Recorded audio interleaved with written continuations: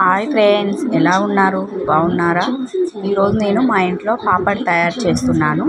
దీనికోసం మైదా పిండి తీసుకొని దాంట్లో ఉప్పు తగినంత ఉప్పు, కొంచెం వాము, కొంచెం వేడి నూనె వేసి వాటర్ వేసి పూరి పిండిలాగా తడుపుకోవాలి.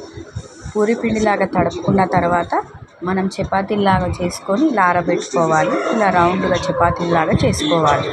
చపాతీ చేసుకున్న తర్వాత ఆయిల్ వేడెక్కినాక డీప్ ఫ్రై చేయాలి. స్లో ఫ్లేమ్ మీద డీప్ ఫ్రై చేయాలి. చేసిన తర్వాత అవి బ్రౌన్ కలర్ వచ్చే వరకు వేగాలి.